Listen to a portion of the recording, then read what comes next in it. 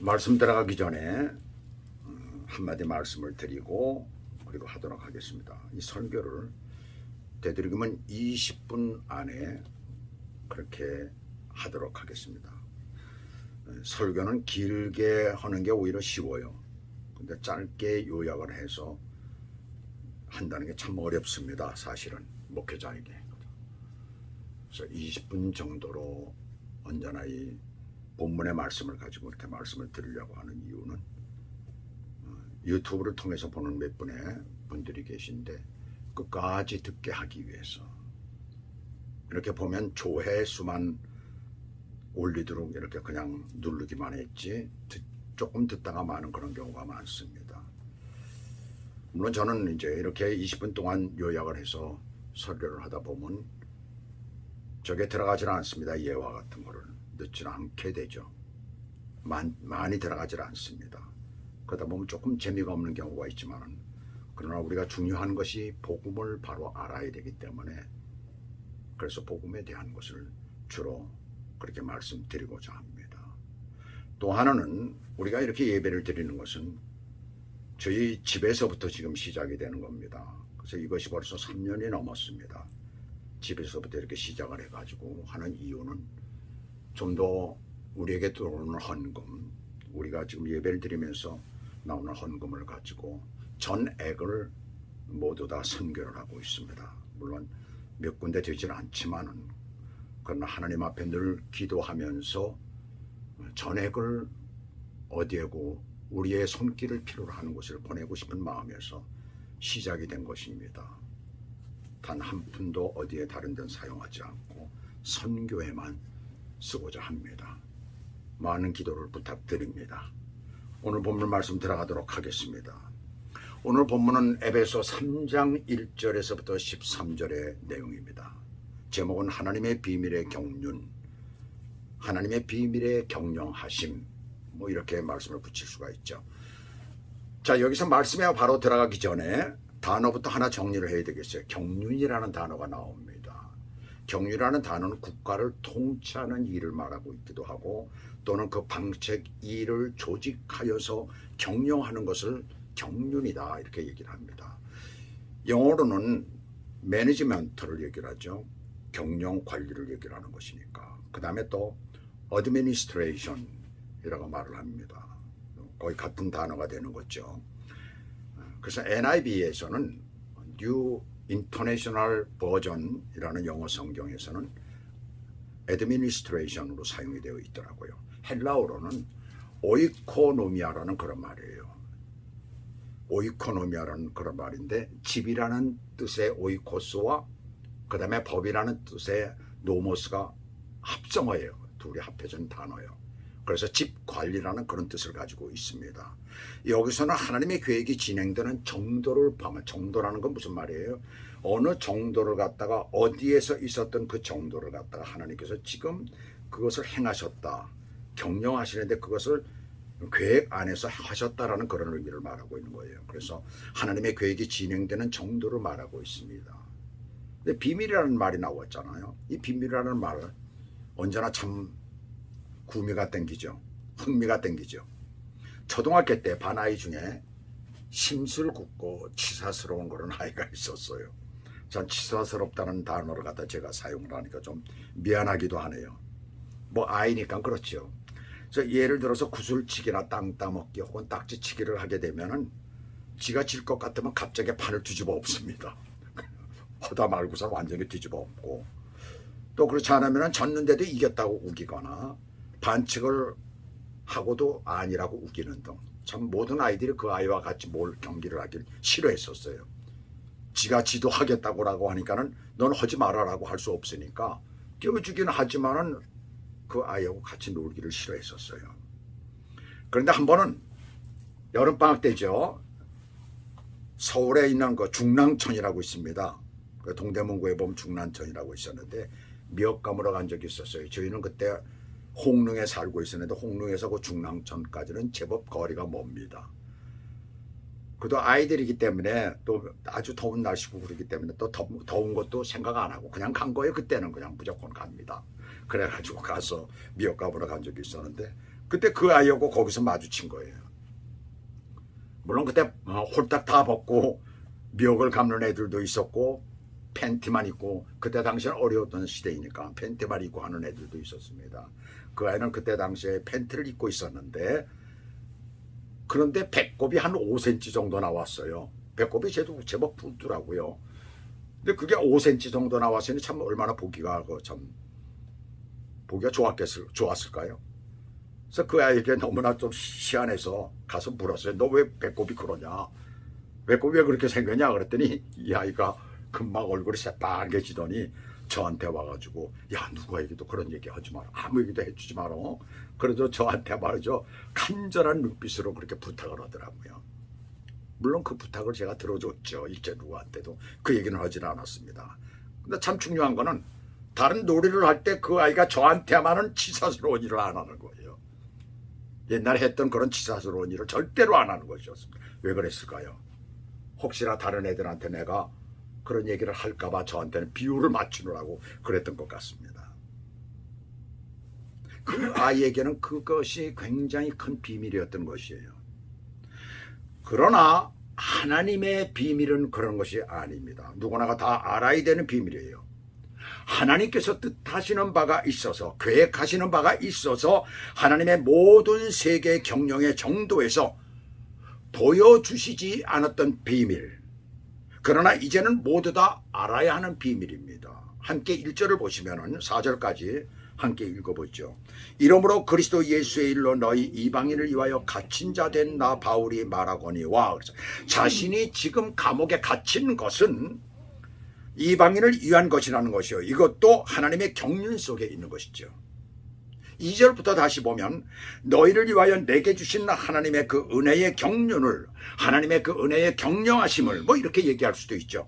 너희가 들었을 터이라 곧 계시로 내게 비밀을 알게 하신 것은 내가 먼저 간단히 기록한 것 같으니 그것을 읽으면 내가 그리스도의 비밀을 깨달은 것을 너희가 알 수 있으리라. 하나님께서 하나님의 비밀의 경륜을 자신에게 먼저 주셨을 뿐만 아니라 너희에게 이미 기록해 보여주었으므로 너희도 알 수 있을 것이라는 것입니다. 이제는 감춰졌던 비밀을 모두가 다 알아야 한다는 것을 말하고 있는 거예요. 그렇다면 그 비밀은 무엇일까요? 그것은 그리스도의 복음으로 역사되어지는 비밀입니다. 그리스도의 복음으로 역사되어지는 비밀이라는 얘기예요. 자, 5절 6절을 함께 보시게 되면, 이제 그의 거룩한 사도들과 선지자들에게 성령으로 나타내신 것 같이 다른 세대에서는 사람의 아들들에게 알리지 아니하셨으니 이는 이방인들이 복음으로 말미암아 그리스도 예수 안에서 함께 상속자가 되고 함께 지체가 되고 함께 약속에 참여하는 자가 됨이라 라고 말씀하고 있어요. 하나님의 구원의 계획이 그 전에 모세 오경이나 그 후에 구약 성경에 있기는 했지만 그들이 그것을 깨달을 수 없을 만큼 충분한 것은 못 되었었어요. 그래서 예수님 이전의 선지자들을 보면 이방인을 향한 구원의 계획을 제대로 외친 선지자가 없습니다. 단지 요나서를 보게 되면 요나가 이방인들을 향한 그런 선지자로 나오는 것을 보게 되죠. 근데 요나 선지자 같은 경우를 보더라도 하나님의 말씀을 어기고 니느웨로 가라고 그랬죠. 니느웨는 이방입니다. 근데 거기로 가라고 하니까 니느웨 말고 어디로 도망가요? 다시스로 도망가다가 그러다가 아주 혼쭐이 나죠. 그래서 마지못해서 니느웨로 가서 하나님의 심판의 경고를 전하죠. 그때 40일이 지나면 너희 성이 완전히 무너지리라고 합니다. 자, 그런 말씀을 듣고 말씀을 전함에도 불구하고 사흘길이 되는 그 길을 단 하루만 돌았던 거예요. 그럼에도 불구하고 회개의 역사가 그 성 안에 일어났었습니다. 그 성이 구원을 받는 것을 우리가 보게 됐잖아요. 그들은 모두 한결같이, 보세요. 이 선지자들은 한결같이 이스라엘 자기 나라, 자기 백성에게만 국한된 그러한 선지자들이었습니다. 그러나 이제는 주의 성령께서 사도 바울로 하여금 깨닫게 하셨다는 거예요. 그것이 바로 계시라는 것입니다. 그 하나님의 경륜에서 나온 계시는, 계획하심은 바로 이방인도 구원하시겠다는 것입니다. 유대인들은 지금도 그런 얘기를 하잖아요. 구원은 자기들에게만 있다. 하나님은 자기들의 하나님이라고 얘기를 하잖아요. 근데 여기서 분명히 그걸 말씀하고 있는 거예요. 사도행전 10장에서 사도 베드로가 고넬료의 집을 방문해서 온 가족을 구원시킨 사건을 우리는 너무나 잘 압니다. 고넬료는 어떤 사람이에요? 로마 군대의 백부장이잖아요. 이방인 중에 이방인입니다. 그에게 복음을 들려주고 예수님을 믿게 했어요. 이 사건이 말이죠, 사도행전 11장에 보시게 되면 예루살렘 교회에 베드로가 올라갔을 때에 할례를 주장하던 일부의 사람들에 의해서 비판이 되고 맙니다. 그들의 비난이 되고 있어요. 어떻게 할례를 받지 않은 그들하고 같이 어울렸느냐. 할례를, 이 복음을 전하고 침례를 준 것, 그것을 빼놓고라도 어째 그들과 함께 가서 식사를 하고 그들과 같이 어울릴 수가 있느냐, 이렇게 비난을 합니다. 그때 베드로가 고넬료와의 사이에 있었던 이방인을 향한 하나님의 구원의 역사를, 자기들에게 나타나셨던 하나님, 자기에게 나타나셨던 하나님, 그분이 하신 말씀대로 행했던 그 모든 사건을 갖다 자세하게 그들에게 얘기를 할 때 할례를 주장했던 그들이 모두 찬송하며 할렐루야 하며 감사하는 장면이 나옵니다. 복음은, 이 복음의 역사는 인종과 지역을 뛰어넘는 것. 이것이 다시 16장에 보시게 되면 이 지역은 마게도냐 지방이죠. 거기에 첫 번째 성인 빌립보 성에서입니다. 그곳에서 사도 바울이 두아디라시에서 자색 옷감 장사를 하는 루디아라는 여자를 만나게 되지요. 그에게 복음을 전하게 됩니다. 자, 복음을 전하는 그것을 계기로 해서 유럽 지역에 첫 발을 내딛게 되는 것이고, 그로 인해서 유럽 전역이 완전히 복음화되는 그런 역사가 일어나게 됩니다. 그들이 주장하는 내 것이라고 하는 그것, 하나님의 말씀은 내 것이라고 하는 것, 남에게 준다는 것은 결코 쉬운 일이 아니지요. 내가 소중하게 여기는 것을 준다면 아깝지요. 유대인들은 하나님은 오직 자기네 하나님이시고 하나님의 말씀도 오직 자기네 것이라고 생각을 했던 그런 사람들입니다. 그들은 정말로 착각을 했던 것이지요. 하나님의 구원의 계획을 그들은 알지 못했던 것입니다. 그러므로 그리스도인들은 내게 가장 소중한 것, 내게 꼭 필요한 것을 다른 사람에게 줄 알아야 됩니다. 물론 우리들은 그것을 직접 몸으로 실천하죠. 하나님 앞에 물질로 11조를 드린다는 것 결코 쉬운 일이 아닙니다. 세상 사람들은 그 얘기를 들으면 깜짝 놀라죠.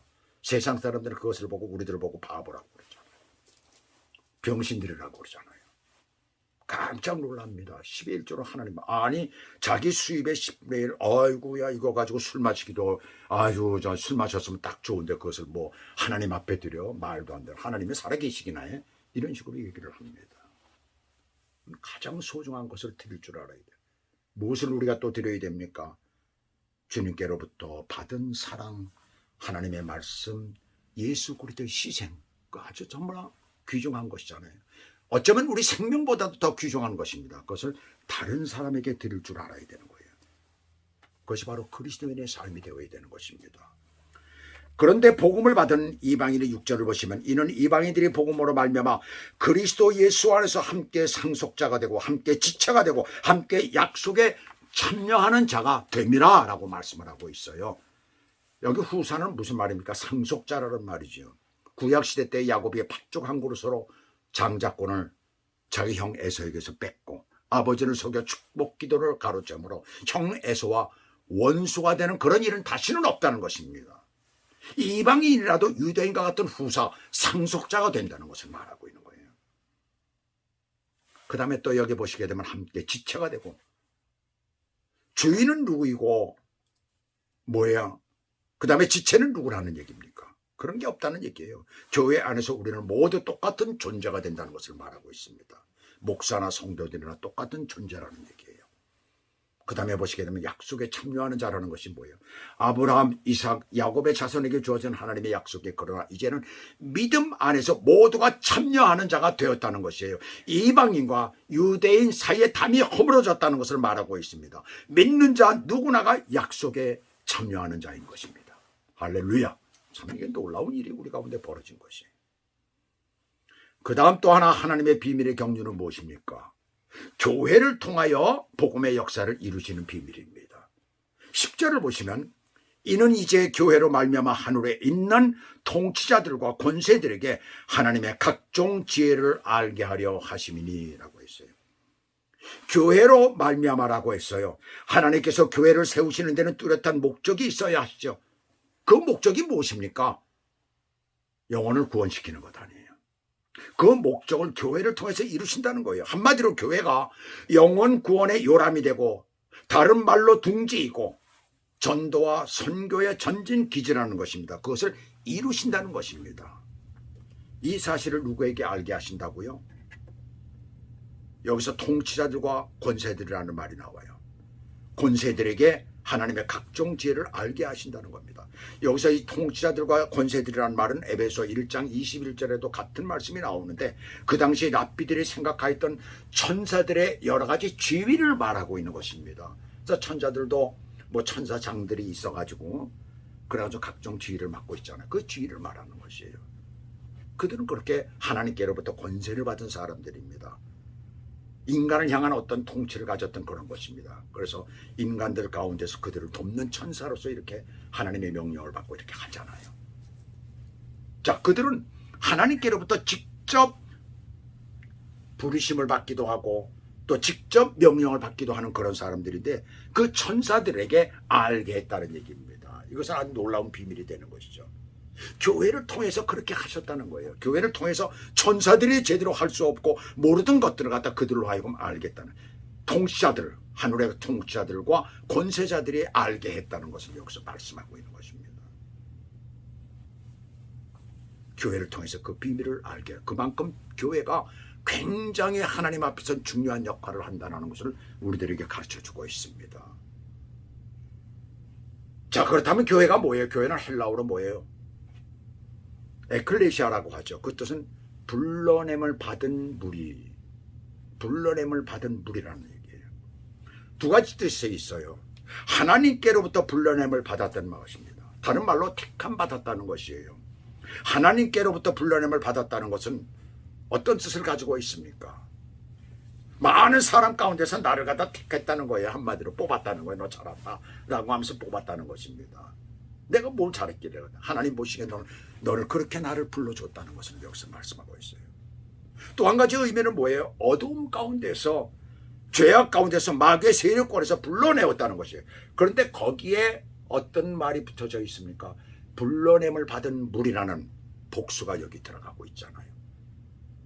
어두움 가운데서 불러낸 그런 개인, 또한 하나님께서 택하셔서 불러낸, 나를 불러낸 하나님의 자녀가 될 자격이 있어, 하나님의 일꾼이 될 자격이 있어 라고 불러낸 그 개인 한 사람 한 사람이 모인 그 무리가 바로 교회라는 것이에요.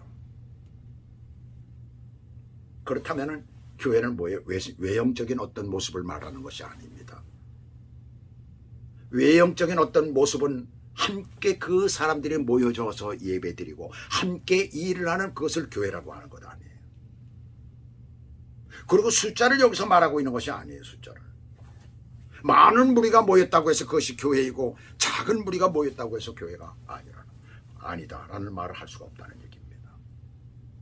그래서 예수님께서는 어떻게 말씀하십니까? 마태복음 18장 20절부터 보게 되면 두세 사람이 내 이름으로 모인 곳에는 나도 그들 중에 있다고 말씀하신 것처럼 두 사람이 되었던 세 사람이 되었던 그들이 모여서 하나님 앞에 예배를 드리고 하나님의 말씀을 보고 주를 찬양하며 그렇게 예배를 드릴 뿐만 아니라 또한 하나님이 기뻐하시는 일을, 선교의 일을 하고 전도의 일을 하고 또 사랑의 교제를 함께 나누면서 이렇게 살아가는 것이 바로 교회가 되는 것입니다. 초대교회 때는 다 그렇게 시작을 했던 거예요.